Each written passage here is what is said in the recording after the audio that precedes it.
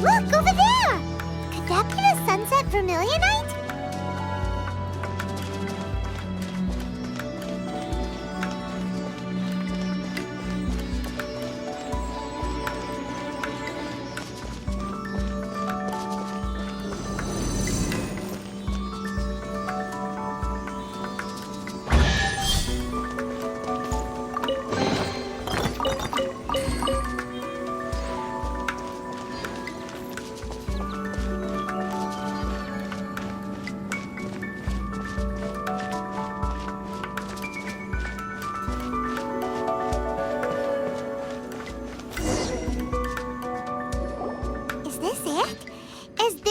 Sunset vermilionite?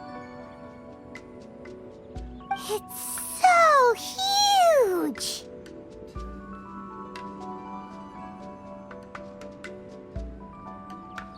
That's true, but then again, why isn't it floating? Plaustrite doesn't float until it's activated. It may look different from most ordinary stones, but it weighs around the same amount. Only after being activated does Plaustrite reveal its true nature, breaking free from the shackles of the mortal realm and ascending up into the heavens. Wow, Shenhe, you seem to know everything about this. Only because my master is fond of chatting about these things. The moment she has some time to spare, she'll come straight for me and start telling story after story. I don't care for her stories most of the time. I certainly didn't expect them to ever come in handy like this. Hold on a sec! Paimon just realized something. If we activate it here, there's no way we'll be able to get it back to the site, right? Heck, we'll be dragged up into the sky too! But if we don't activate it, how else are we gonna lift it? This rock must weigh well over 1,000 pounds, surely! Don't worry. I can handle the weight quite easily. Are you sure? Be careful! Please don't worry. I'm well aware that a Plaustrite sample this large must be highly valuable.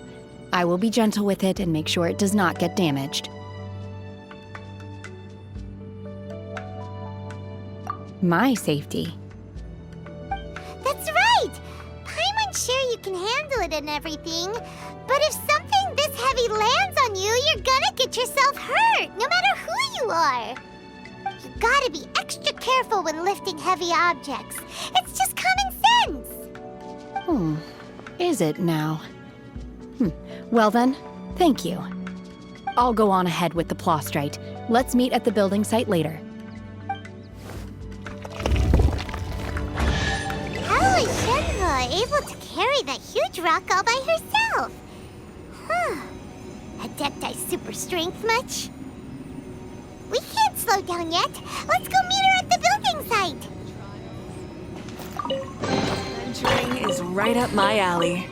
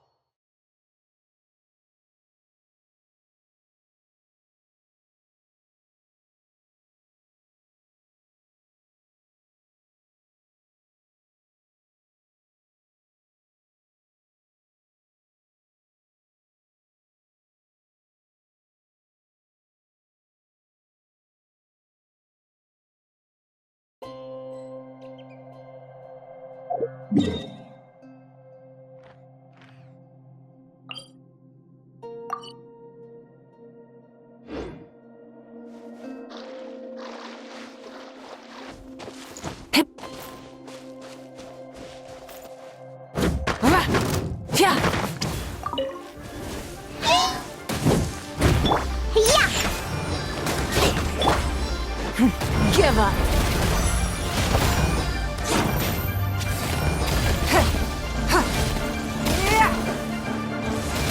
Pew pew!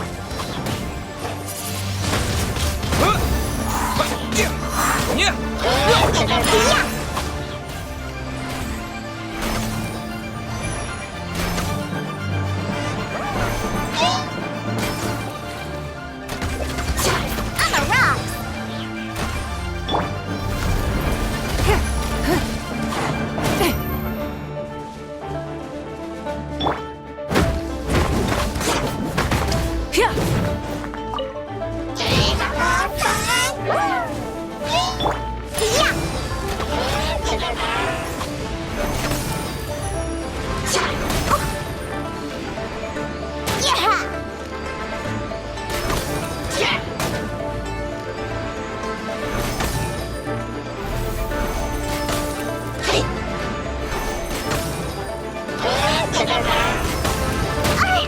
On the rocks!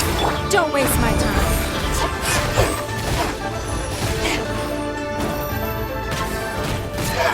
Rise with the sun!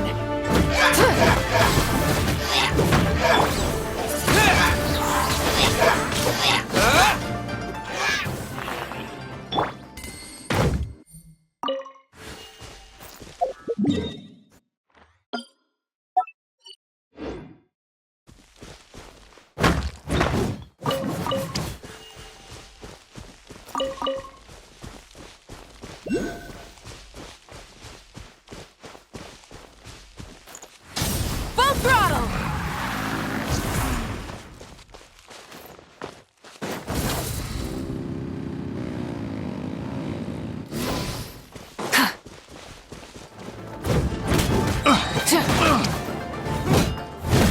That tingle? Light it up! With the wind!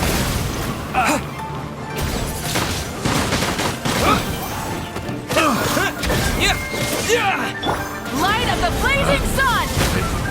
The wrong test subject.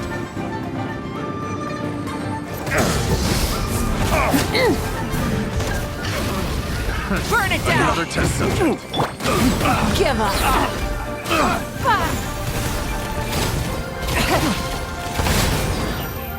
Diana special! Pew pew! Pyroclastic surge!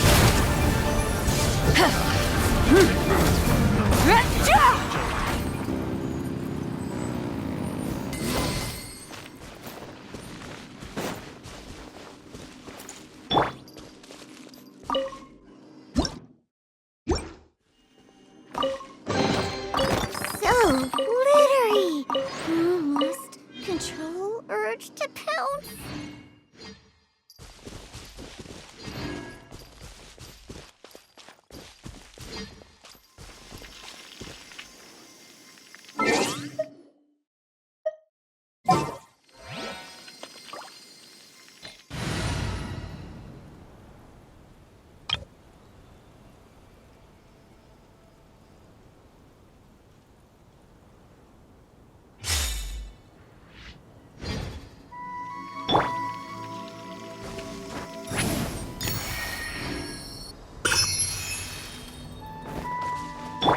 Rise with the sun! Rev the engines!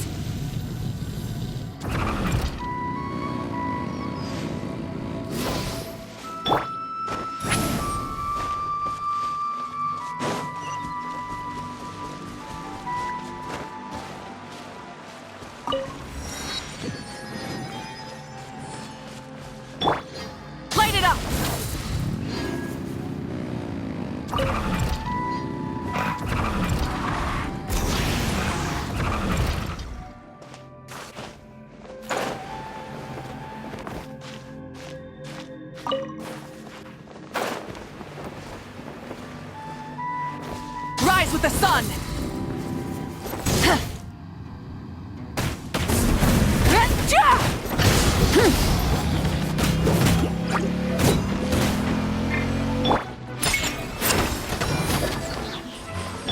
Show no mercy!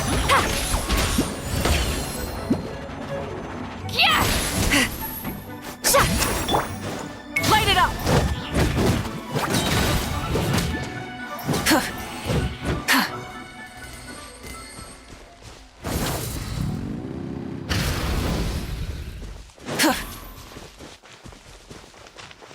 Burn it down! Full throttle!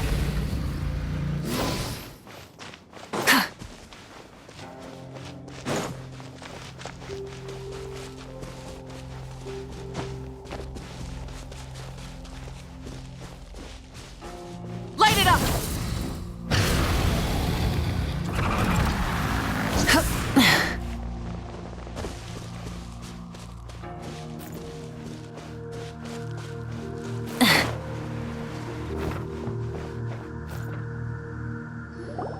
Oh my god, I can't believe my eyes.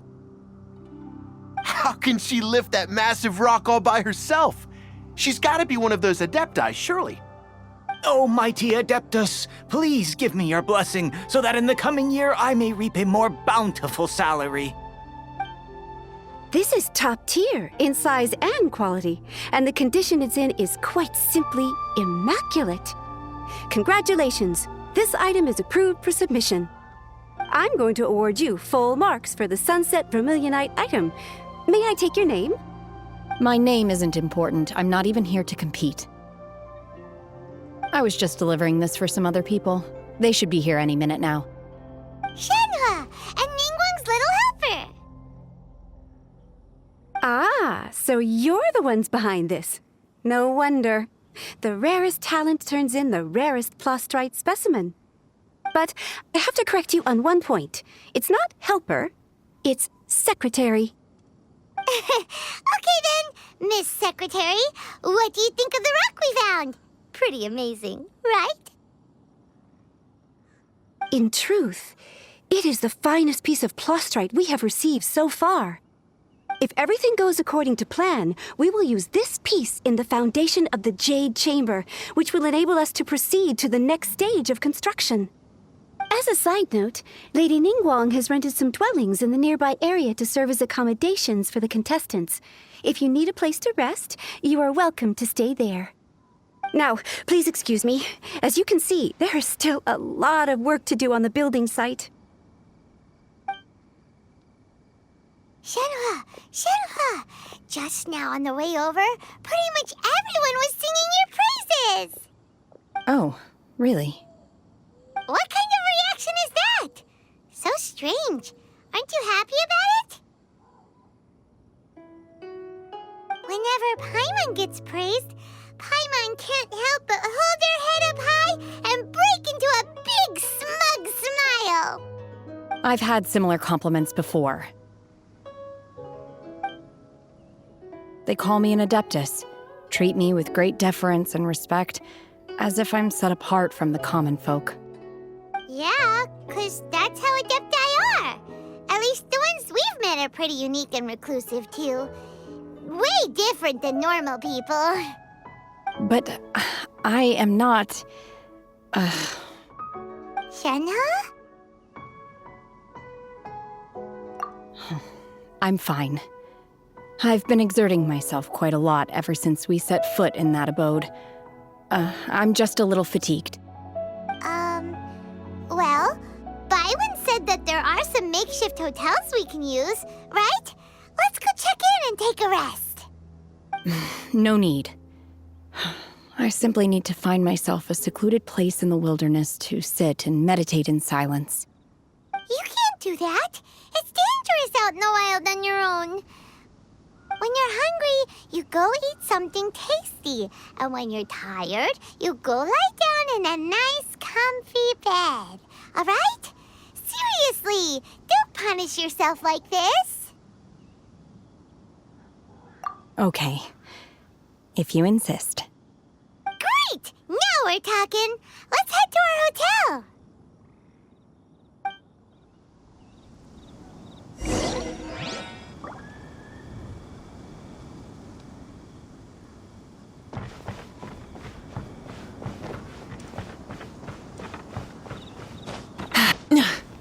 Hip. Hup. Hip. Hup.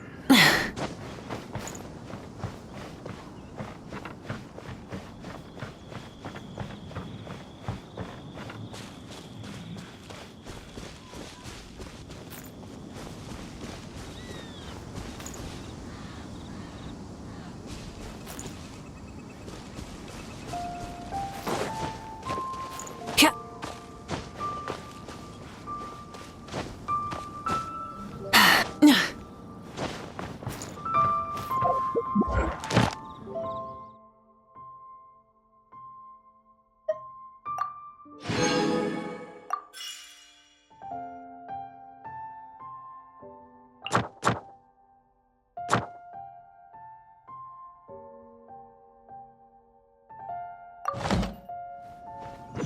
Hip.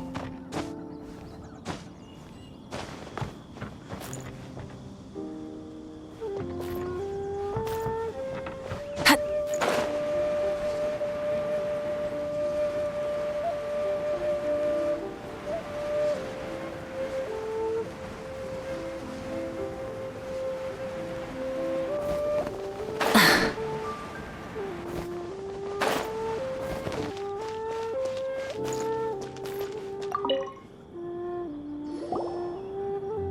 Hi there! Checking in, are we? You're just in time. We only have 2 rooms left. Since this was chosen as the building site for the new Jade Chamber, we've had a constant stream of people in this area. And not just workers either. Visitors, business people, tea sellers, all sorts. So, business is booming for me today. Very few vacancies. You're lucky you got here when you did. Great! One of your rooms is still being cleaned. I guess it should be ready within the hour. The other room is just through the door on the left. Here are your keys. All right. Hope you enjoy your stay. Please excuse me, I'll leave you to it. Shenhe, you should go get some rest. We'll hang around outside until the other room's ready. Paimon's gonna go see if there's anything good to eat around here. Paimon couldn't help but notice one of the guests walk in with a huge grilled chicken drumstick before. Let's buy one for Shenhe too. She can have it as a midnight snack, or save it for breakfast tomorrow. All right. I will head to my room for now. If you need anything, don't hesitate to disturb me. I'm a light sleeper. I will hear if you knock on the door. See you tomorrow.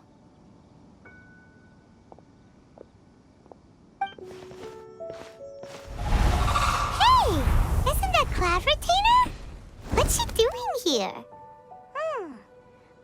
Let's go and say hi.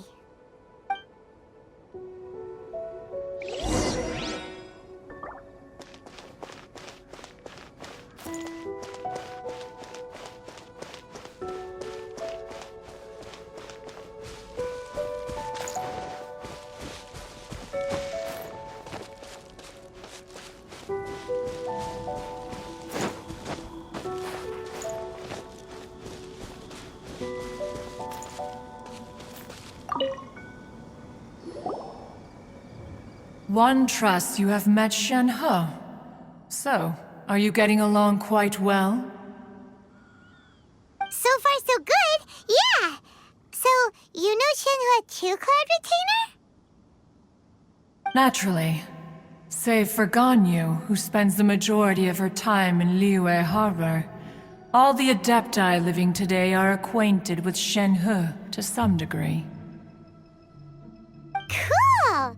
So, what's her Adeptus name anyway?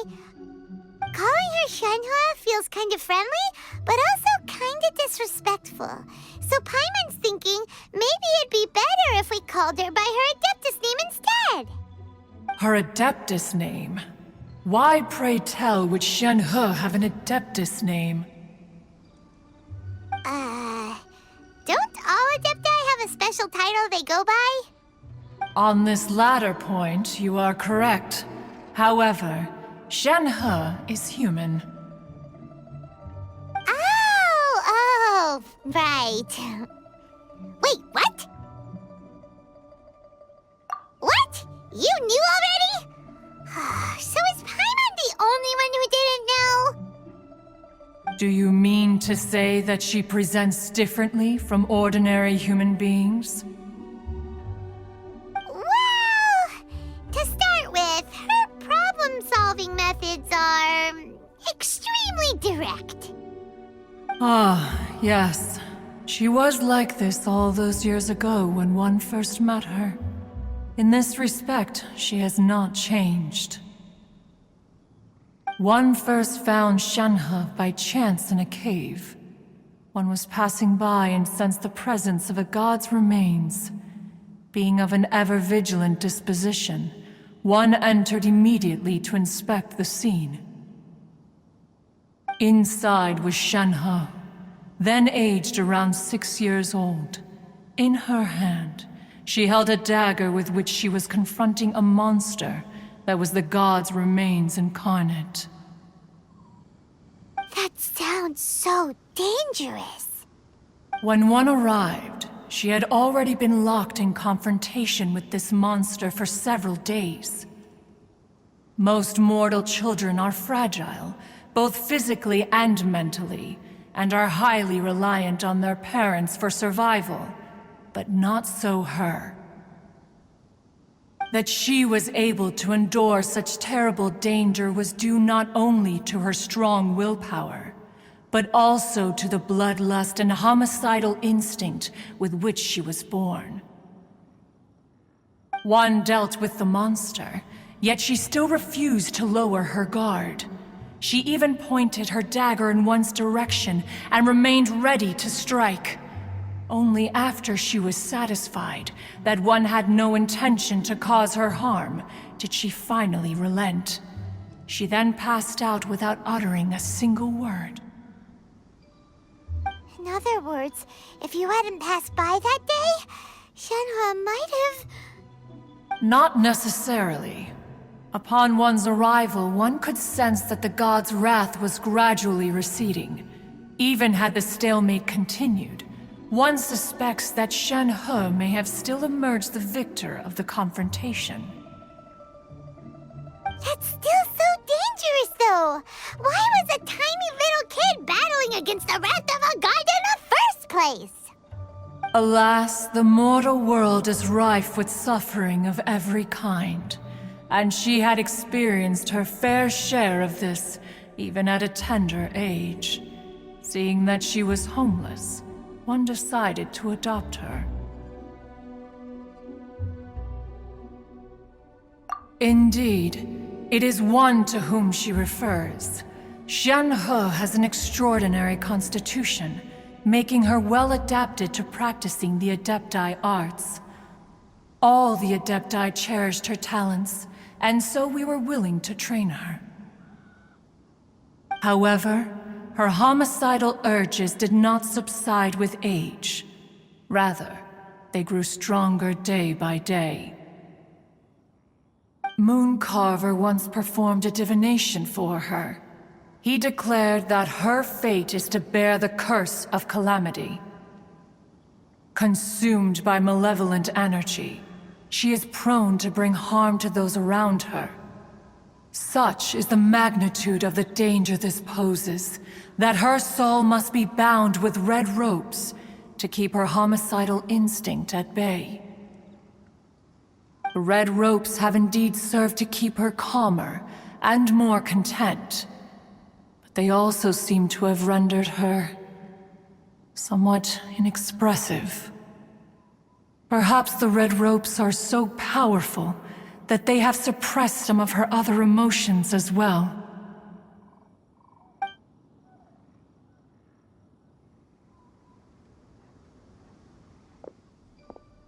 It is only by fate that people's paths may cross.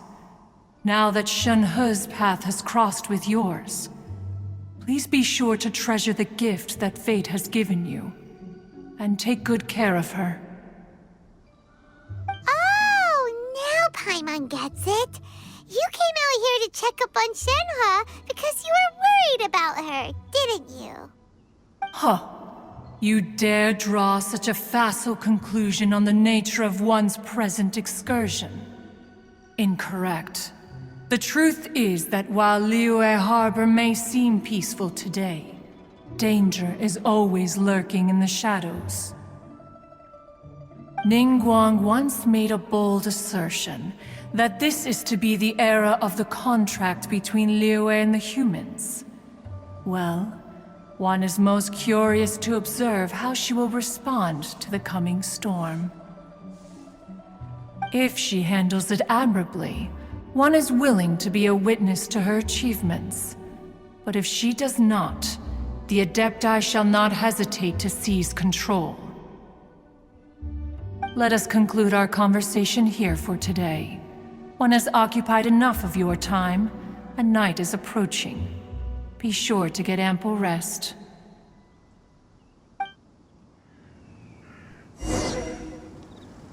So, Shenhe isn't an Adeptus after all. She just grew up around the Adepti. Oh, no wonder she doesn't like being treated as an Adeptus. Having everyone falling over themselves to show their respect all the time must be kinda hard to deal with. A human raised by the Adepti is precisely what Liyue needs right now. It is also what the Adepti wish to give to Liyue.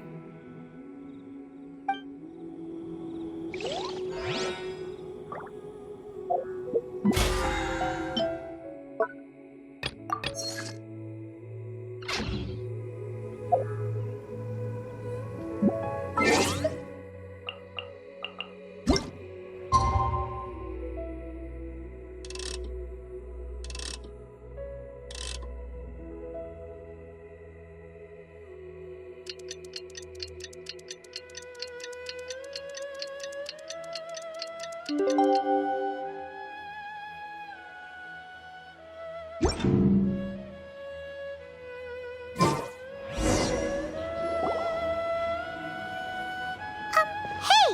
So, Shenhe... Master has relayed my situation to you, I take it. Oh?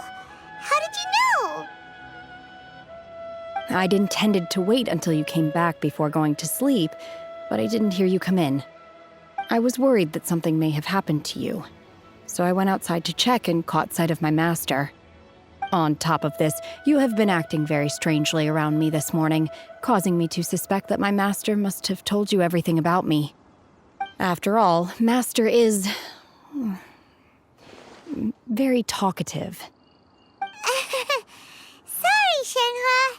Paimon had you down as an Adeptus this whole time, but it turns out Paimon was wrong. It's okay. I don't mind. The fault is mine for not explaining everything to you sooner, because in my experience, trying to explain is a futile pursuit. Still, though you mistook me for an Adeptus, you never treated me as distant and unapproachable. Instead, you treated me as you would a friend.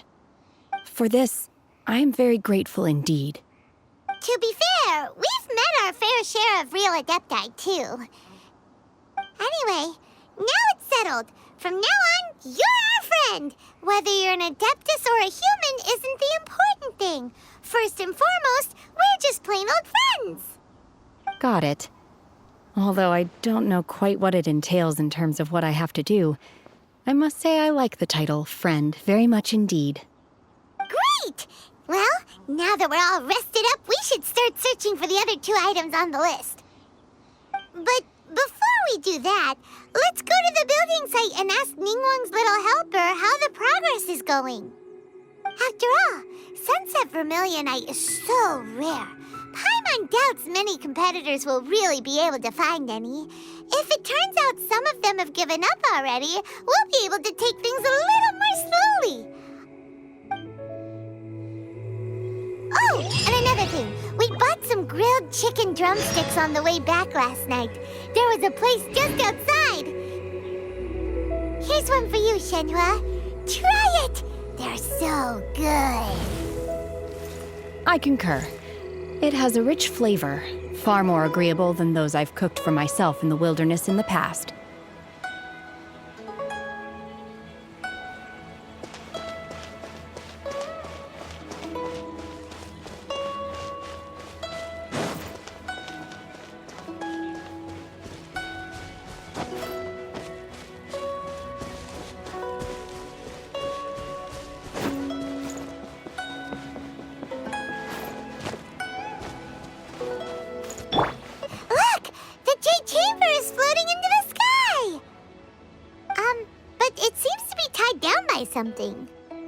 That's because it's not finished.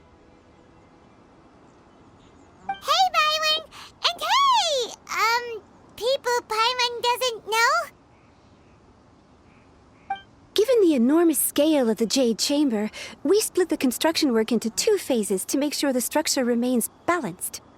Before we find some suitable plastrite, we build the Jade Chamber's keel at ground level. Once the plastrite is ready, we place it into the keel and let the partially constructed Jade Chamber rise up to the height of the surrounding mountain peaks. The remainder of the construction work is then carried out at that altitude. Once everything is ready, we release the iron tethers and allow the Jade Chamber to rise to its target altitude. Miss Bywin, we've brought some new materials to submit. One moment, I'll be right there. The construction work has only been able to progress this rapidly thanks to the plastrite provided by you. Lady Ningguang is most grateful and looks forward to seeing more of your work. Wow, can't believe you sourced the plastrite so quickly. It's the key piece of the puzzle. Looks like you beat us to the punch.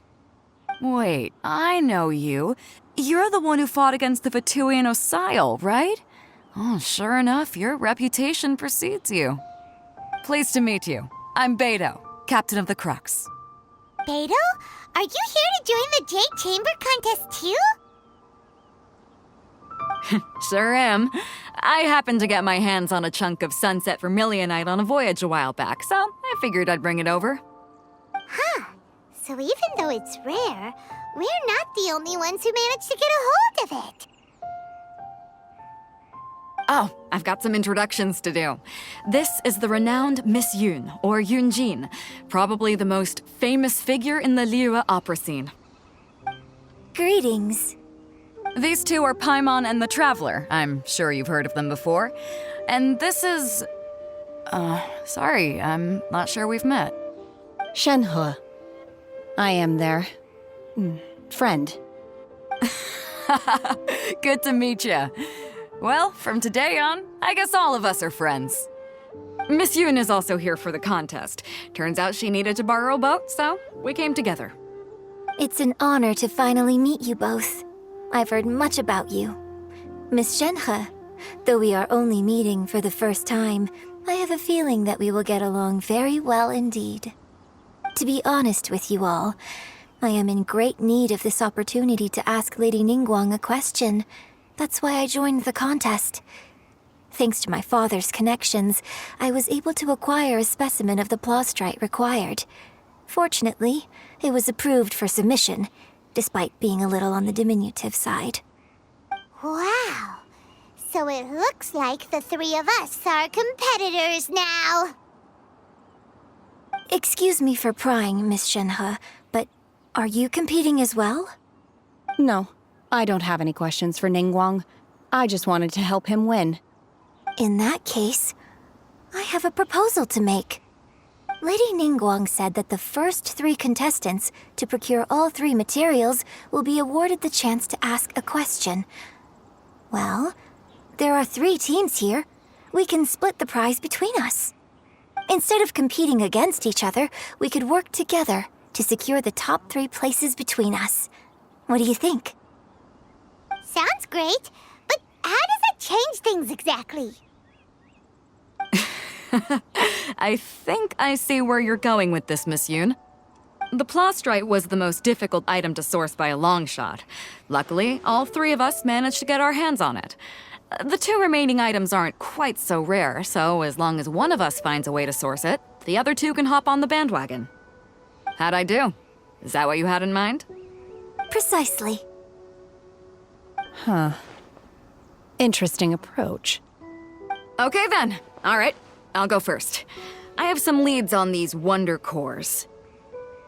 From what I've heard, the core itself is really not that difficult to make. The hard part is getting hold of the ore used as raw materials. I'm gonna head back to the ship and ask Su Ling if he's heard of them. You guys... We will head into town and seek advice from Master Zhang of Hanfeng's Ironmongers. Thoughts? Wonderful. We'll split into teams then, and whoever makes progress first brings all of us a step closer to victory. I'm gonna take off.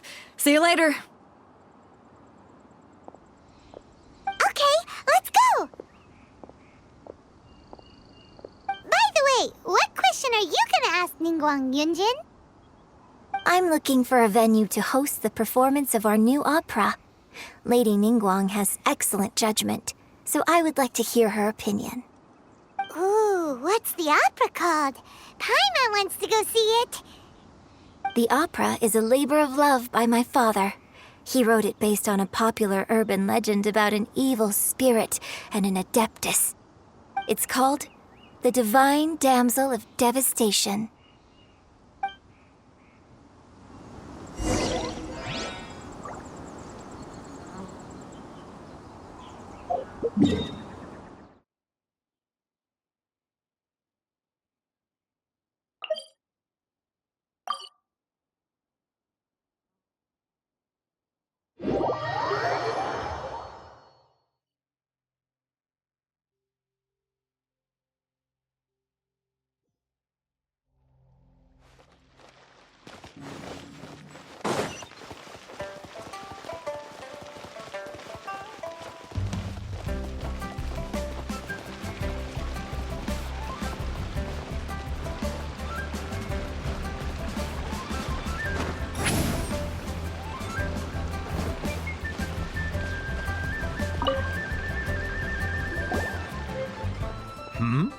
Ah, hello. Are you here for something off the shelf, or do you need something forged? Excuse me, Master Zhang. We were wondering if you'd heard of something called a Wonder Core. Of course I have. Sorry, who's asking? My name is Yunjin. Perhaps you don't know me, but I believe that you forged some weaponry for my father in the past, for stage use. Yunjin? Stage use? Oh, so you must be Miss Yoon. Sorry, my brain's finally caught up. It's not used to doing much beyond bashing a hammer all day. Everyone's heard of you, Miss Yoon, even folks who don't make it to the opera all that often. Like myself. So, you're here to ask about Wonder Cores, huh? As it happens, I do know how to make them. Matter of fact, I made some for Lady Ningguang back when she was building the original Jade Chamber. The types of ore needed to make Wonder Cores are a little hard to come by. Lady Ningguang supplied them herself last time. I don't suppose you've brought any yourselves? No, we were gonna ask you what kinds of ore we need. Sure. Well, you'll need two kinds. Star Splinter Iron and Subrosium. If I remember correctly, Lady Ningguang sourced her Star Splinter Iron from the Mount Tianheng area. They say it resonates with visions. It could take some work, but if you stick with it, you'll find some eventually. As for the Subrosium, though, that's trickier. It's all but unheard of on the market. I'm really not sure. Sorry. What I've heard is that the people around Mount Tianheng have some sort of magic trick that can pinpoint the location of the stuff. Of course, it's probably just hearsay. If you want my advice, start by looking for Star Splinter Iron around Mount Tianheng. And if you run into any locals, ask them a few questions about Subrosium. Mount Tianheng. Interestingly enough, the story of the Divine Damsel of Devastation also takes place on that mountain. I hear the view there is quite spectacular. A favorite destination of the Adepti, in fact. Perhaps it can give me some inspiration. Let's not delay. We should head straight there.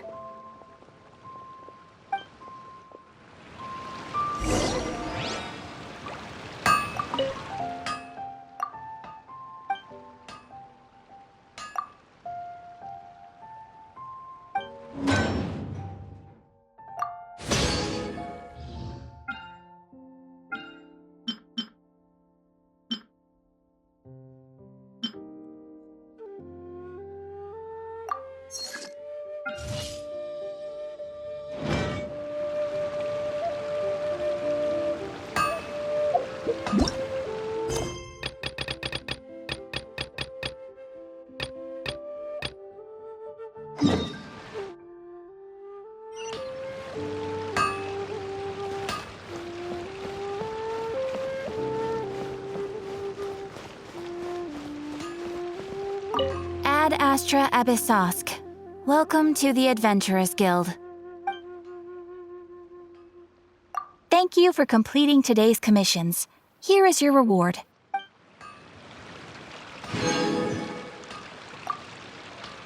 Ad Astra Ab...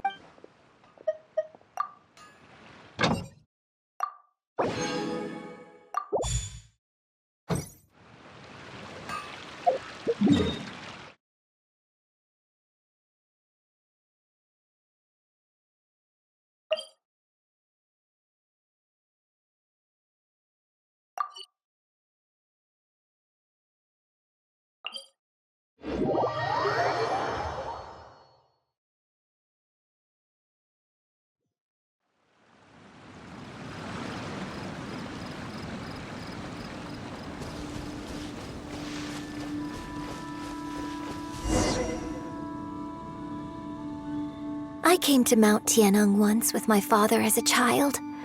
I remember it being such a long climb that I could barely feel my legs by the time we reached the top. Oh, this is quite a trip down memory lane for me. Look at these majestic, towering peaks and the gently flowing streams. It's like setting foot in paradise. No wonder the legend of the divine damsel of devastation is said to have taken place here. Adepti wander oft where mortals seldom stride.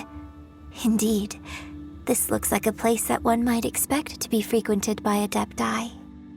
The Divine Damsel of Devastation is your upcoming opera, right? And the story takes place in Mount Tianqian. Huh. Seems like you have a real connection with this place. What's the story about, though? It's the story of a girl becoming a hero. Cool! A hero story? They're Paimon's favorite! The legend first arose in this area. It is said that there used to be a prosperous village on the mountain. In that village, there was a loving couple who were completely devoted to one another. One day, a terrifying monster appeared.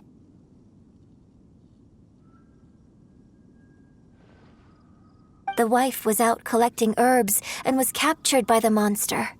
Her husband was so distraught at the news that it broke his spirit and drove him to madness. The vile and vicious monster told the villagers, "If you want to live, you must sacrifice a child to me." What a nasty piece of work! Paimon sure hopes this monster gets put in its place! But the monster was so terrible and so strong that all within the village were terrified of it. They had no choice but to give in to the monster's demand. Just while they were discussing whose child would be given over to the monster, a little girl suddenly stood up and came forward. No! Don't do it, little girl! Unbeknownst to anybody else, she was concealing an exorcist's blade. She approached the monster's lair, feigning fear and trepidation. When she finally arrived, she courageously drew her sword and entered into a fierce struggle with the monster, from which she eventually emerged as the victor. Her extraordinary abilities drew the attention of the Adepti, and they took her as one of their own. Her story became the stuff of legends. But alas, the paths of mortals and Adepti seldom cross, and she would never again re-enter the mortal world. And so, destined to grace the mortal realm for but a brief moment, she vanished like a wisp of smoke into thin air. That's how the opera ends. I really like this story. But I personally think that perhaps the little girl was not as brave as the opera makes her out to be. I'm not sure she deserves all the praise she is given. I've never considered that before. Opera is always an interpretation of the events it purports to portray. A certain degree of deviation from the truth is always inevitable. When my father wrote the script for this play, I suppose his intention was to inspire his audience with the character of the Divine Damsel. I think it's a great story. The ideal story. Well, it sure inspired Paimon! Let's go get ourselves some Star Splinter Iron! Yeah!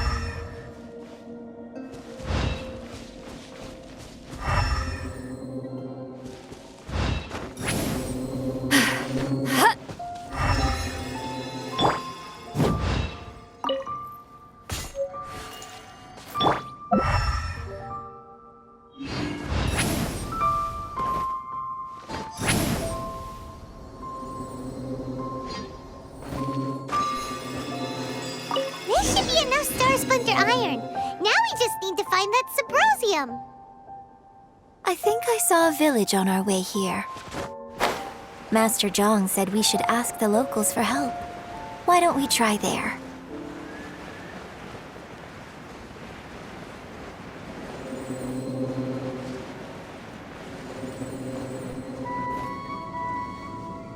Hey, there really is someone here. Yunjin, looks like you were right. Excuse us, sir. Can we ask you something? Huh. He didn't seem to catch that. Hello, sir. We were just passing by and wanted to ask if you happen to know anything about Subrosium.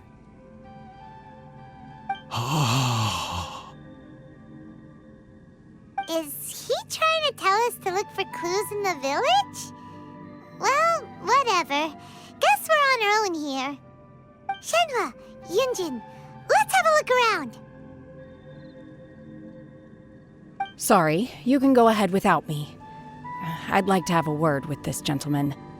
If that's okay with you, Uncle Mingjin. It's...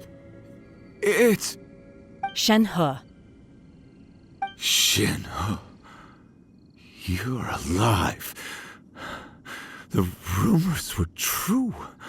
So, all these years?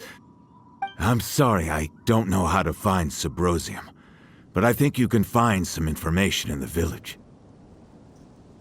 This place is deserted now. No one ever comes here, so you can rummage around all you want. Huh? You know this guy, Shenhe?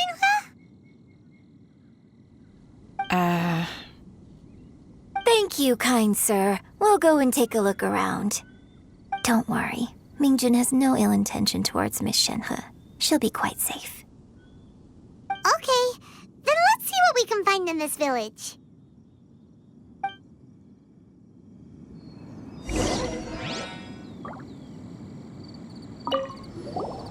I came back here once before, a few years ago.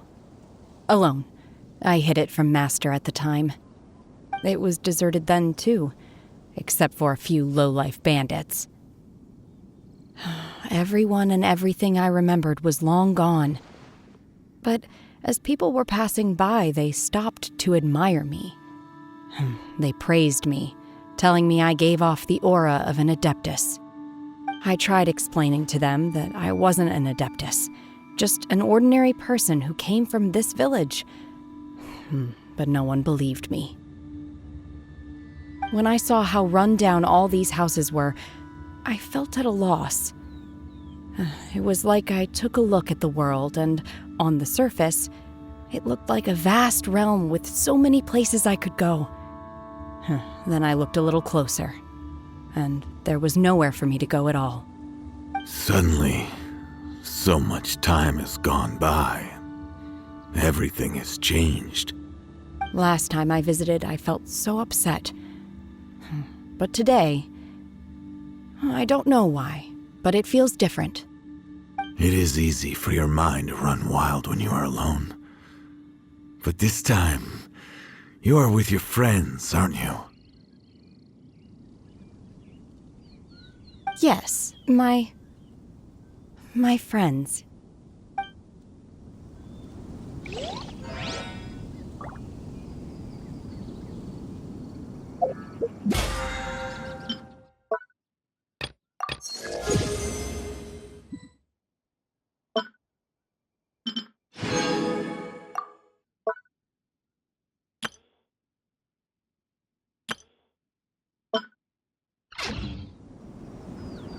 Here's to a life where the drinks keep flowing and the Mora keeps rolling.